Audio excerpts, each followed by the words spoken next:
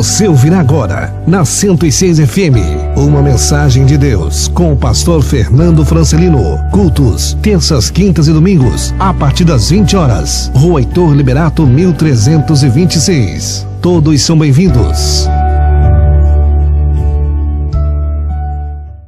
Marcos capítulo 4, verso 26. Todos acharam? E ele prosseguiu dizendo: o reino de Deus é semelhante a um homem que lança a semente sobre a terra. Noite e dia, estando ele dormindo ou acordado, a semente germina e cresce, embora ele não saiba como. A terra por si própria, produz o grão. Primeiro o talo, depois a espiga, e então o grão cheio na espiga. Logo que o grão fica maduro, o homem lhe passa a foice, porque chegou a colheita. Amém? Vamos orar. Espírito Santo de Deus, obrigado, Pai, por este momento. Estamos diante, Senhor, da Tua palavra, e agora, Deus, o que nos importa é ouvir a Tua voz, Pai.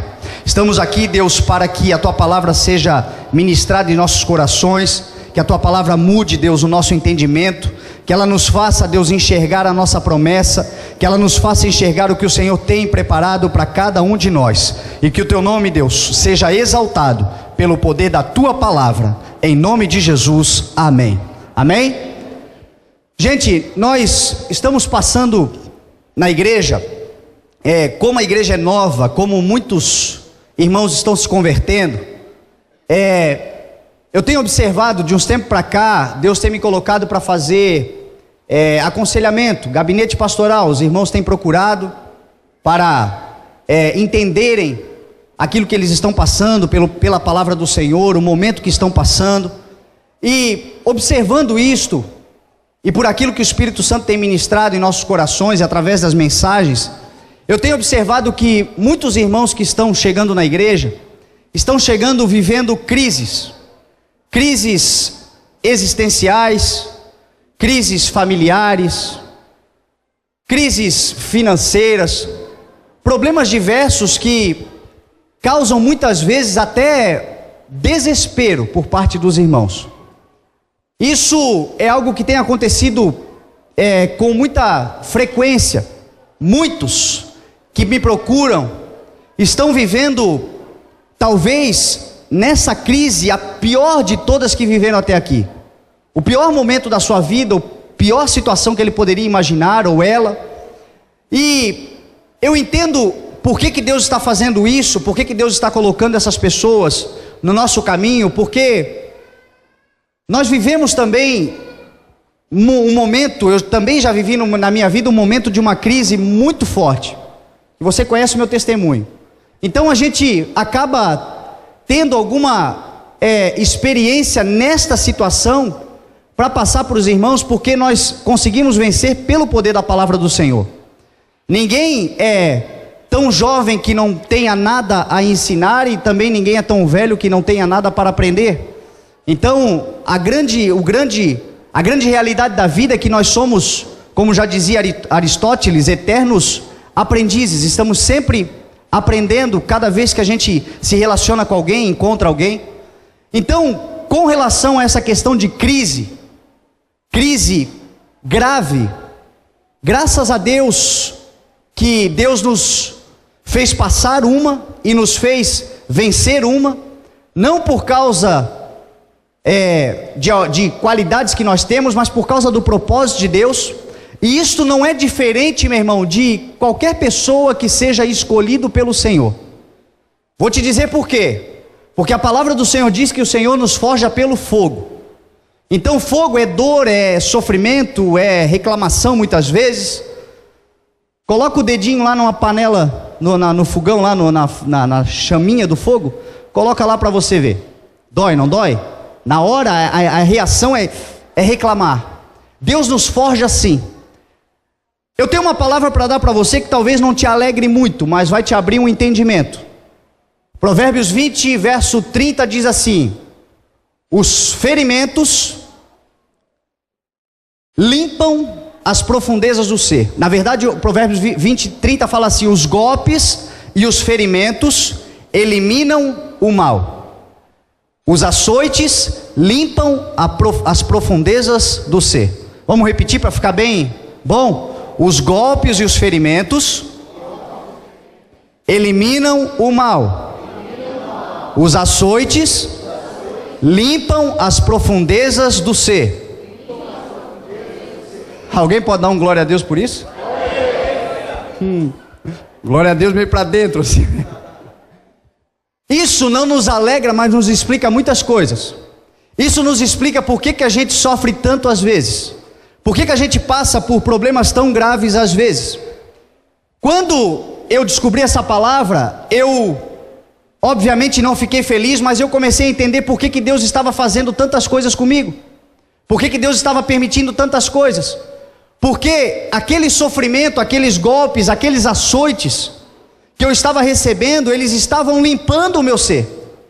Você quer ver um exemplo disso?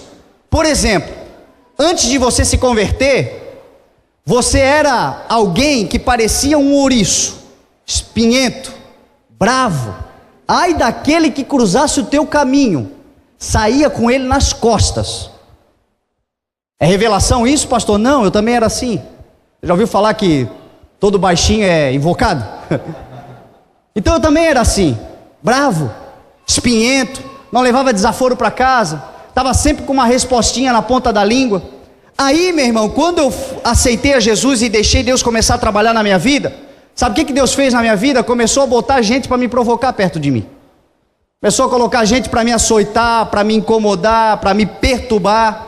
Sabe por quê? Porque aí o Espírito Santo começa a desenvolver em você uma virtude que é do Espírito, um fruto que se chama paciência, longanimidade, misericórdia, compaixão. Então Deus começa a colocar essas pessoas na nossa vida, e às vezes a gente não entende, meu irmão. A gente fica reclamando, por que Deus? Só que você já vê a ação do Espírito Santo na sua vida, porque você já não sente mais vontade de sair com aquele irmãozinho abençoado nas costas. Você já começa a se exercitar. Olha, se fosse alguns meses atrás, eu saía com você, olha, dá graças a Deus que Deus mudou a minha vida, meu irmão. As pessoas deviam agradecer a Deus porque Deus mudou a nossa vida. Então isso começa a acontecer com a nossa vida. Os açoites, os sofrimentos, os ferimentos que nós passamos. Para quê? Para que o Senhor desenvolva o fruto do Espírito e para que Deus possa realizar em nossas vidas as promessas que Ele tem para cada um de nós. Quantos aqui creem que existe uma promessa do Senhor para a tua vida em nome de Jesus? Então entenda essa palavra. Os golpes e os ferimentos eliminam o mal. Os açoites limpam as profundezas do ser, diz a palavra do Senhor. Nós precisamos passar por isso. E é por isso que eu quero ministrar essa palavra hoje no teu coração. Eu quero ministrar uma palavra que fala sobre as fases da promessa. Todos os escolhidos por Deus vão passar por essas fases, em todas as áreas da sua vida.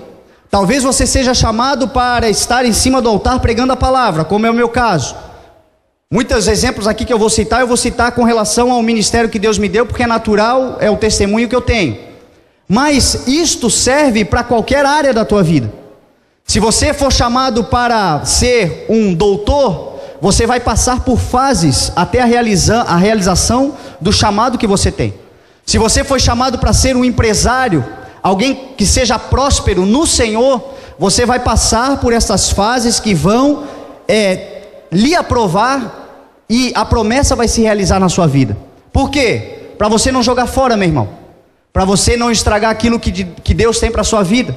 Para nós não jogarmos fora tudo aquilo que o Senhor tem. Porque tudo aquilo que o Senhor tem, meu irmão, é grandioso, é maravilhoso, é digno de honra, é digno de louvor. E tudo que o Senhor tem para cada um de nós vai nos fortalecer, vai nos auxiliar, vai nos ajudar, vai nos fazer crescer. Mas acima de tudo, servirá para glorificar e honrar ao nome do Senhor que a gente serve.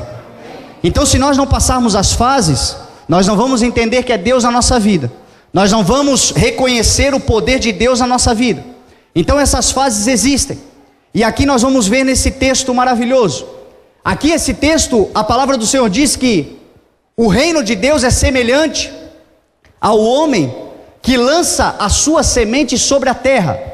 Para nós começarmos a viver uma promessa de Deus em nossas vidas, o mais importante é nós sabermos que deve ser lançada uma semente sobre a terra. Não há como crescer nada que não seja semeado, não há como produzir a terra produzir nada que não tenha sido semeado antes.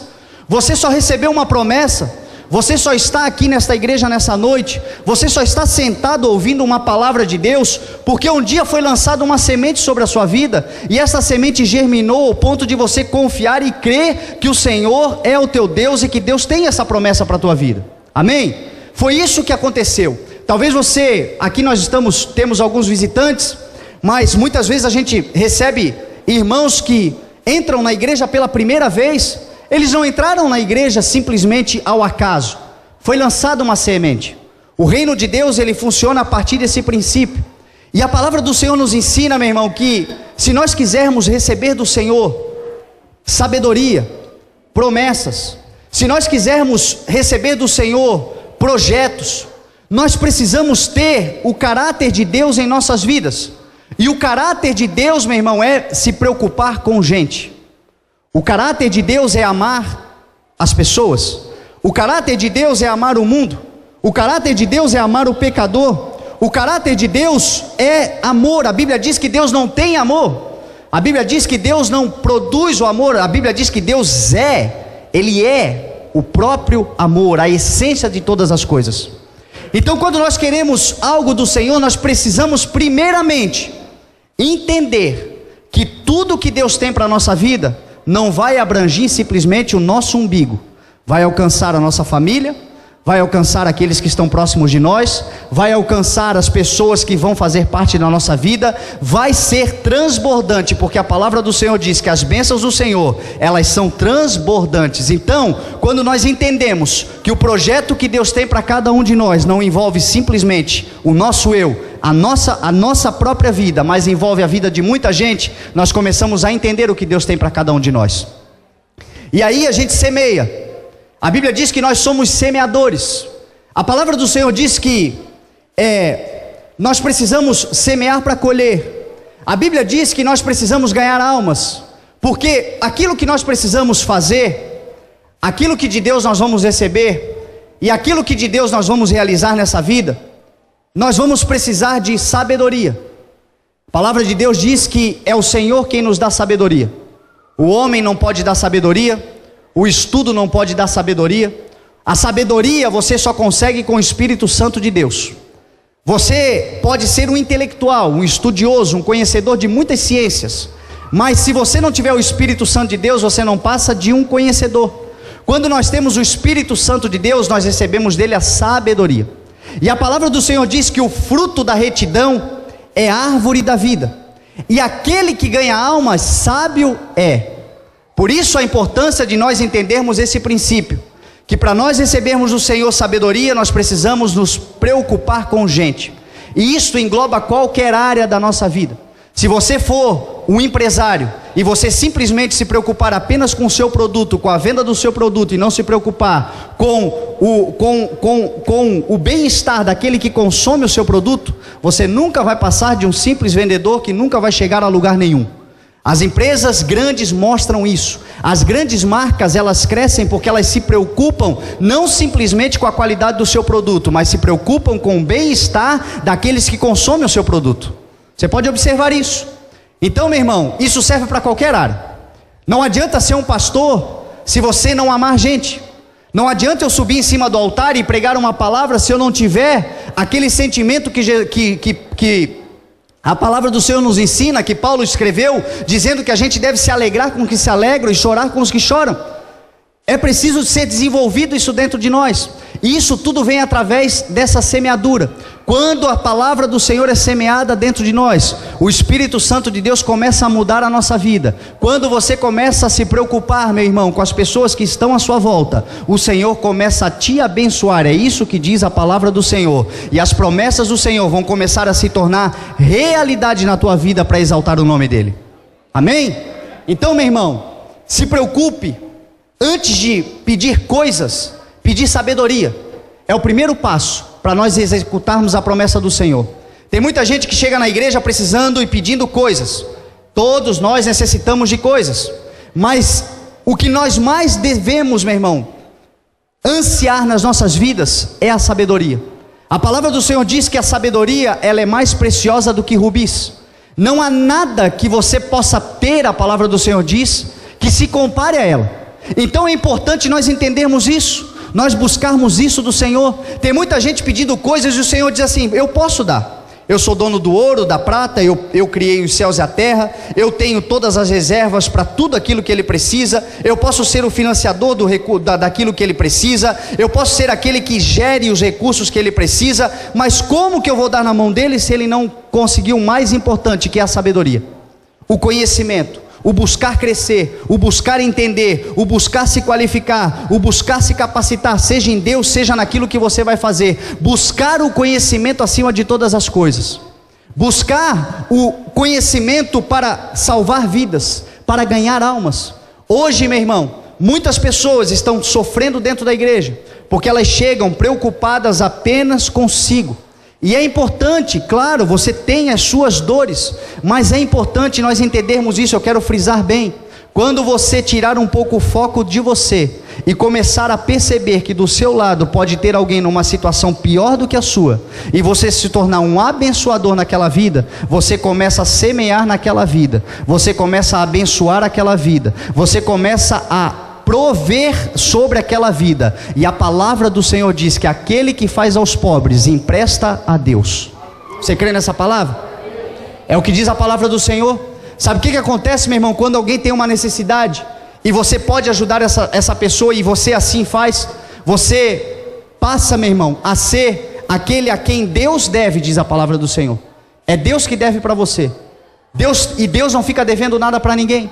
Deus é um Deus que paga aquilo que Ele deve. A palavra do Senhor diz que se você fizer por aqueles pequeninos, por aqueles pobres, você está fazendo ao Senhor, emprestando ao Senhor. Meu irmão, se você tem feito, pode ter certeza que virá um tempo de uma colheita abundante sobre a tua vida, porque aquele que te deve, Ele vai cumprir, Ele vai pagar. Ele é fiel, Ele é justo, meu irmão e minha irmã, e Ele é poderoso para levantar a tua casa em nome de Jesus. Semana eu estava conversando com o Marcelo, com aquele estava compartilhando, eles estavam compartilhando um testemunho de uma irmã que eles foram visitar, e aí essa irmã morava embaixo da ponte, né? Morava embaixo da ponte a irmã. Sabe o que eles fizeram? Contrataram a irmã para ser cozinheira do restaurante deles. Isso é cristianismo, meu irmão. E isto é exercer o cristianismo. Estão passando por dificuldades como todos nós, mas os recursos deles não estão no mundo, está emprestado ao Senhor. Estão ajudando uma vida, pode ter certeza que o Senhor vai prosperar abundantemente a vida deles e a vida de todos aqueles que assim procederem nessa terra em nome de Jesus. Eu compartilhei com eles o testemunho que Deus, de uma pessoa que eu abençoei, e por causa dessa bênção, o Senhor colocou essa pessoa próximo de mim. E a primeira reação que eu tive foi de fechar o meu coração, porque eu já tinha ajudado essa pessoa. Lá na rádio sempre aparecem muitas pessoas para a gente ajudar, e eu não me nego a ajudar, gosto de fazer isso. Eu creio que isto é o Senhor que manda. Quando o Senhor nos resolve nos abençoar, Ele manda alguém perto da gente. Só que aquela pessoa, por coincidência, eu já tinha abençoado outra vez, e quando ela chegou eu pensei: poxa, Senhor, então manda alguém, né? Eu fiquei pensando na minha mente, esse aí de certo achou a mina de ouro, foi ajudado uma vez e agora vai se encostar e vai ficar pedindo ajuda. Só que aí o Espírito Santo colocou no meu coração: ajuda de novo, e a gente fez isso. Naquele dia ainda estava lá comigo o Fábio. Por causa daquela ajuda, meu irmão, a semente que eu semeei na vida daquele rapaz, eu já colhi pelo menos 50 vezes mais. Só por causa da obediência à palavra do Senhor. Ajudar aquele que é necessitado, meu irmão, pode ter certeza que o Senhor está olhando e vai mudar a tua vida pelo processo da semeadura, diz a palavra do Senhor. Ganhar vidas, semear a palavra de Deus é o que o cristão de mais importante tem, meu irmão, na sua missão nessa terra. A palavra do Senhor diz que nós somos, que na igreja existem 5 ministérios que Jesus dá. Os 5 ministérios são o apostolado, que é o enviado, o apóstolo, aquele que é enviado, o profeta, o mestre, o pastor e o evangelista. Cada um tem uma função diferente, cada um tem uma forma de atuar diferente, mas o objetivo de todos é o mesmo. O objetivo de todos é ganhar almas. Nós estamos aqui nessa terra, meu irmão, para ganhar almas. Nós estamos aqui nessa terra para que vidas sejam restauradas. Estamos aqui nessa terra para que pessoas tenham de fato a sua vida transformada. Se necessário, a gente abre a boca para falar, porque a nossa maior pregação é a vida que a gente leva, a forma como a gente caminha, a forma como a gente se relaciona na terra, a forma como a gente prega o evangelho. E por isso a importância de nós termos sabedoria. Por isso a importância de nós pedirmos ao Senhor uma revelação, uma sabedoria, um conhecimento, para nós podermos ganhar a nossa família, ganhar os nossos amigos, pregar o evangelho. Tem gente que não entende isso e por isso passa anos e anos e anos dentro da igreja e não consegue se desenvolver e desenvolver o talento que Deus tem, o chamado que Deus tem, a prosperidade que Deus tem, realizar os sonhos que Deus tem para ele, porque ele não entende, meu irmão, que o principal chamado de todo o cristão é pregar o evangelho a todas as pessoas, ir por todo o mundo e anunciar o evangelho da salvação. Foi isso que Jesus Cristo disse. Ele disse: busque primeiro o reino e todas as demais coisas vão ser acrescentadas a vocês. Qual é a tua dificuldade? Qual é a tua necessidade? O que você está precisando? A palavra do Senhor diz: não se preocupe com isso ou com aquilo, porque quem faz isso são os pagãos. Jesus Cristo disse: mas o Pai Celestial sabe que vocês precisam dessas coisas. Todas as necessidades que nós temos são supridas pelo Senhor, quando nós olhamos para as pessoas, quando nós olhamos para o povo de Deus, quando nós olhamos para aqueles que estão perdidos, quando nós olhamos para essas pessoas e sentimos compaixão, olhamos para elas, fazemos por ela, nós estamos fazendo o reino de Deus ser propagado nessa terra, e o Senhor nos abençoe em tudo que nós realizarmos. Você crê nisso? Então é um princípio para você chegar na promessa do Senhor. É necessário ter sabedoria, e é necessário nós olharmos para o nosso maior exemplo, que é Jesus Cristo. Jesus é o nosso maior exemplo de sabedoria. Ele próprio criou a sabedoria. A palavra do Senhor diz, a sabedoria diz em Provérbios 4, que antes da terra ser formada, ela foi formada. Ela foi formada desde a eternidade. Por quem? Por aquele que é autor e consumador de todas as coisas, aquele que é o princípio e o fim. Então em Jesus Cristo nós conseguimos observar muitas, meu irmão, muitas fórmulas de sucesso, para nós conseguirmos exercer aquilo que Deus tem para cada um de nós. Por exemplo, quantas pessoas aqui têm amigos, parentes que não são cristãos e que você gostaria de ver dentro da igreja? Quantos aqui? Gostaria de ver aqui com você? Sabe o que nos falta muitas vezes, meu irmão? Não é o conhecimento, não é a revelação da palavra, mas é a sabedoria, para nós conseguirmos alcançar essas vidas. Eu preguei ontem aqui na igreja, eu vou só dar uma rápida pincelada, porque foi ordem da minha esposa. Ela disse: dá uma pinceladinha daquilo que você pregou ontem aqui na igreja. E eu tenho que obedecer, porque a palavra do Senhor diz que eu e ela somos um.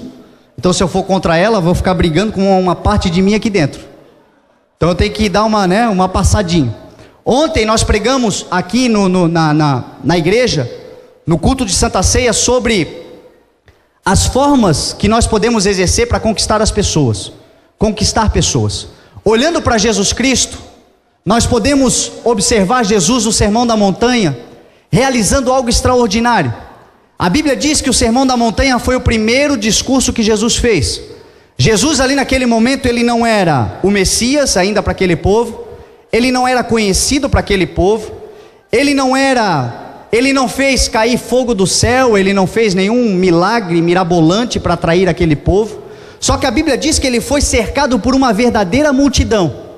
Se você for olhar Isaías 53, você vai ver que Jesus Cristo era feio pra caramba. A Bíblia diz isso. A Bíblia diz que não havia beleza nele que nos atraísse.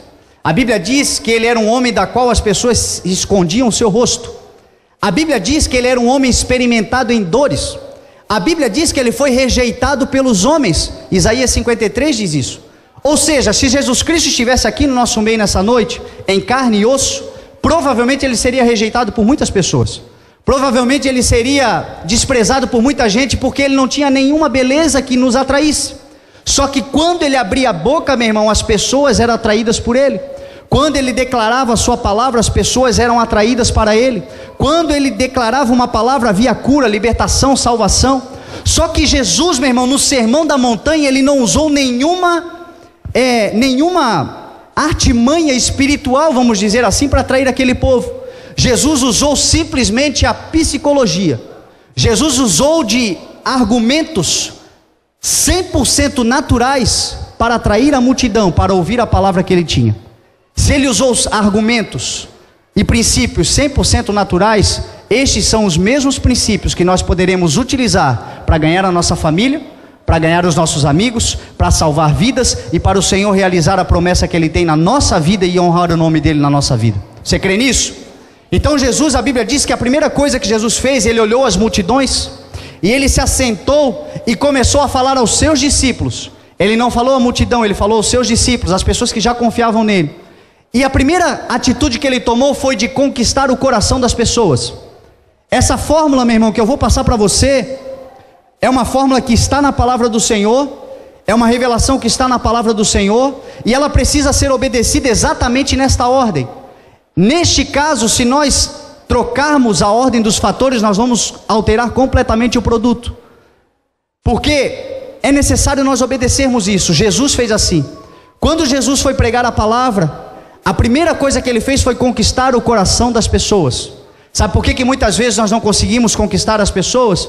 Porque nós somos críticos, nós somos religiosos, nós somos donos da verdade, nós logo temos uma resposta para tudo aquilo que elas estão vivendo, mas nós não nos preocupamos em primeiro conquistar o coração daquela pessoa, em primeiro conquistar o respeito daquela pessoa, em primeiro conquistar, meu irmão, a honra daquela pessoa em relação às nossas vidas. Sabe onde é que isso acontece muito? No meio da nossa família, quando nós nos convertemos. Nós nos convertemos e vamos agora para as festas da nossa família com cara de super crente, parece um anjo em guerra. Já viu um anjo com a espada na mão de guerra?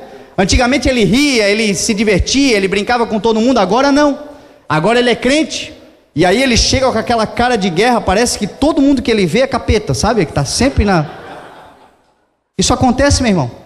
E aí depois não entende por que as pessoas não querem servir o Deus que você serve. Um Deus carrancudo, um velho ranzinza, um chato.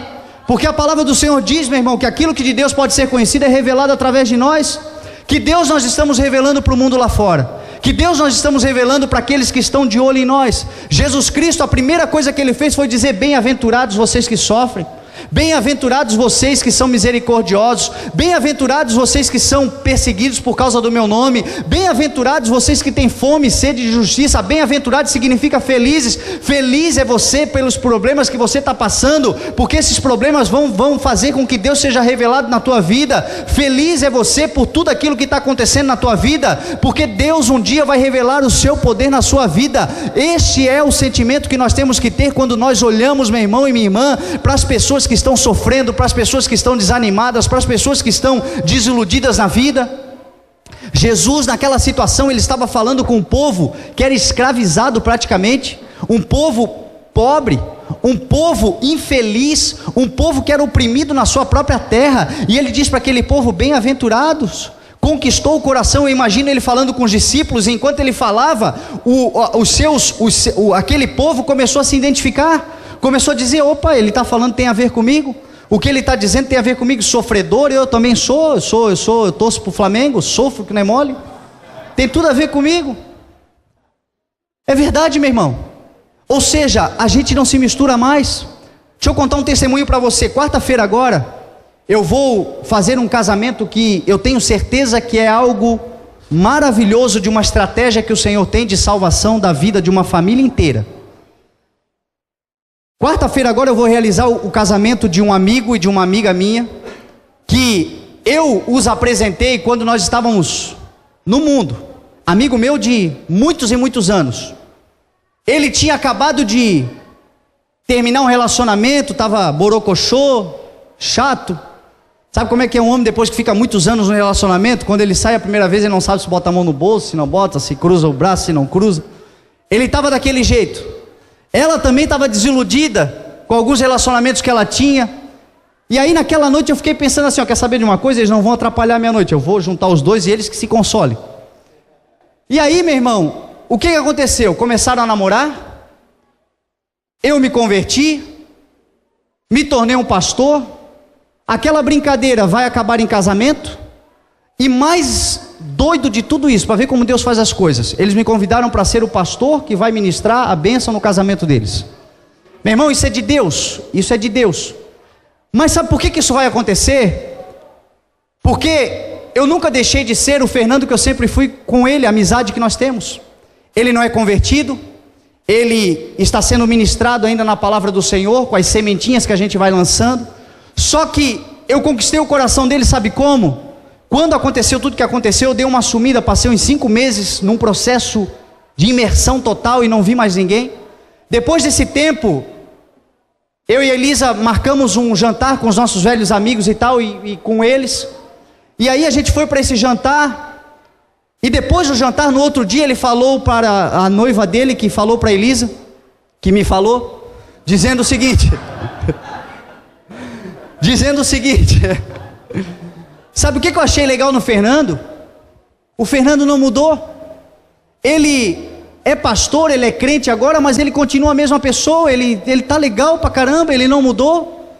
Esta é a imagem que as pessoas têm de nós, você sabia disso? Quando você vem para a igreja, a imagem que as pessoas têm de você é que você vai se tornar um carrancudo, um chato, um religioso, uma pessoa cheia de não me toques, e muitos de nós realmente fazemos isso, e por isso, ao invés de nós atrairmos e conquistarmos as pessoas para nós, meu irmão, nós estamos afastando as pessoas e impedindo que essas pessoas entrem no reino de Deus, conquistando o coração, conquistando. Ele gosta de moto, eu fui andar com ele de moto. E aí ele gosta de lancha, eu fui lá ver a lancha dele. E aí ele gosta de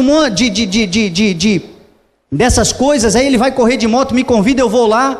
Não falo, meu irmão, não fico invadindo, não fico empurrando o evangelho de goela abaixo, porque Jesus Cristo falou: aquele que quiser e que tiver sede, venha a mim e beba. Jesus disse assim: aquele que quiser, se alguém quiser beber dessa água, beba, que essa água é de graça. Só que sabe qual é o nosso erro? Muitas vezes a gente quer virar essa água de goela abaixo nas pessoas, e aí, meu irmão, as pessoas não recebem. Agora, se nós formos conquistando com o nosso jeito de ser, porque nós somos luz, diz a palavra do Senhor, o Espírito Santo de Deus brilha na tua vida, e isso basta para atrair aquele que está perto de você. Isto basta para fazer com que aquele sedento olhe: eu quero a vida que ele leva, porque você é feliz hoje, você ri hoje, você se diverte hoje, mas você não precisa beber para se divertir, você não precisa se prostituir para se divertir, você não precisa ser escravo daquilo que o mundo te dá para ser escravo para se divertir. Você é livre porque Cristo verdadeiramente te libertou, mas você é feliz, e feliz abundantemente. Isto serve para atrair as pessoas e vai conquistar o coração delas. Amém? Então nós precisamos aprender isso. Jesus aprendeu isso. O segundo princípio que Jesus apresentou, e foi nesta ordem, a Bíblia diz que Jesus, depois de conquistar, ele valorizou aqueles a quem iam ser corrigidos. Está aí um erro nosso também, meu irmão. Um erro que o marido comete com a esposa comete com o marido, os pais cometem com os filhos cometem com os pais. Muitas vezes nós estamos na razão, nós estamos cheios de razão, as pessoas estão errando, mas o nosso sentimento, a nossa atitude é de criticar simplesmente. Meu irmão, não importa o erro que a pessoa esteja cometendo, por mais errada que ela esteja, existe nela algo digno de ser honrado, de ser reconhecido, e isso precisa ser valorizado.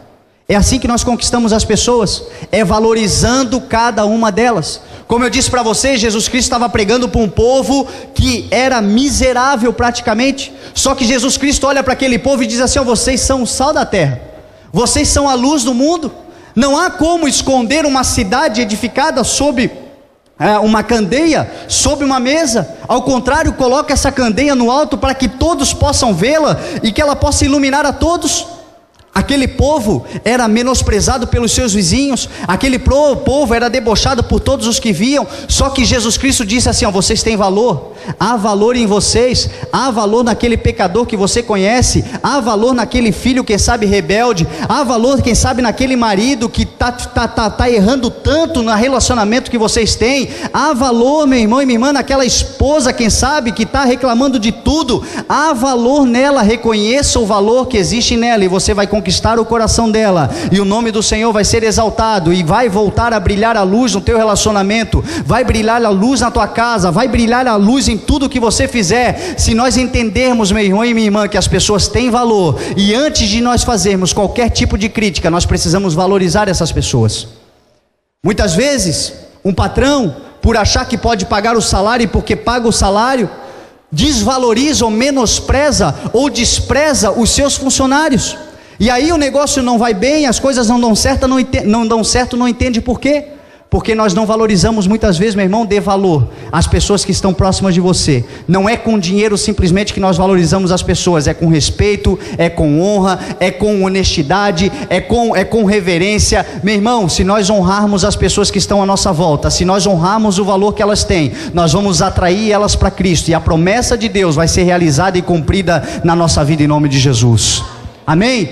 Jesus fez isso. Depois Jesus criticou, ele fez duras críticas, a Bíblia diz. Só que ele só fez essas críticas porque ele já tinha conquistado o coração, e ele já tinha, meu irmão, valorizado as pessoas já estavam de coração abertas para ela.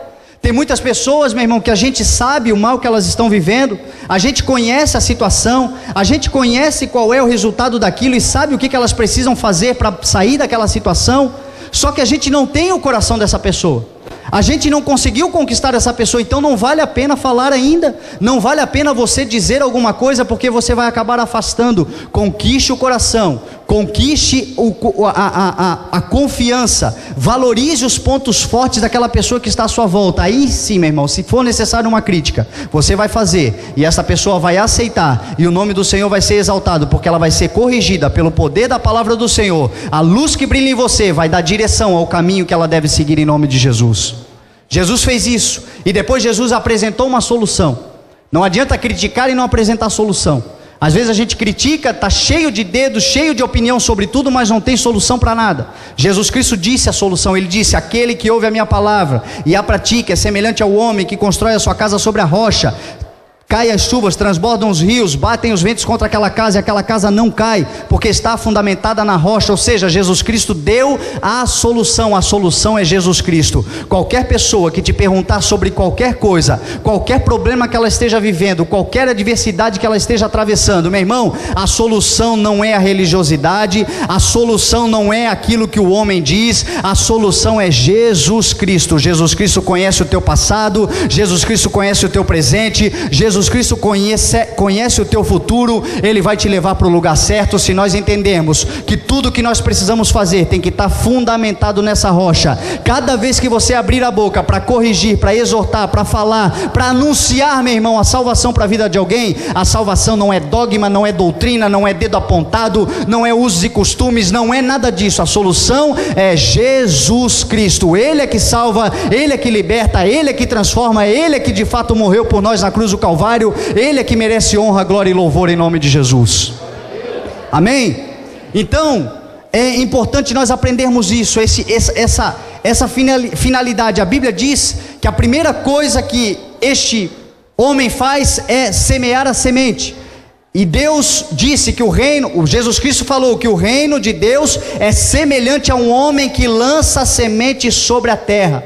Tem que ser lançada a semente com sabedoria, com conhecimento, com tudo isso que nós acabamos de ministrar. E aí a palavra do Senhor diz que o homem, sem saber, ele vai dormir ou acordar, sem saber como. A Bíblia diz que a semente germina e cresce. Meu irmão, muitos de nós, às vezes não ministramos a palavra do Senhor. Sabe por quê? Porque nós achamos que o poder do crescimento dessa semente, o poder da colheita depende de nós. A palavra do Senhor diz que quem efetua o crescimento é o Espírito Santo de Deus. Nós plantamos e nós regamos, mas quem efetua o crescimento é o Espírito Santo de Deus. Tem muita gente do nosso lado que está sofrendo, que está se perdendo, que não sabe para onde vai, que não sabe qual a decisão tomar na sua vida, mas ela está do nosso lado e nós temos a semente certa, a palavra certa. Basta anunciar, e nós não falamos muitas vezes porque nós temos medo que não vai dar certo. É o Espírito Santo de Deus que faz a obra, meu irmão. A nossa função não é nem saber como acontece. Você ouviu uma palavra de Deus com o pastor Fernando Francelino. Ministrações aos domingos, terças e quintas-feiras, a partir das 20 horas, no CI, Rua Heitor Liberato 1326. Todos são bem-vindos.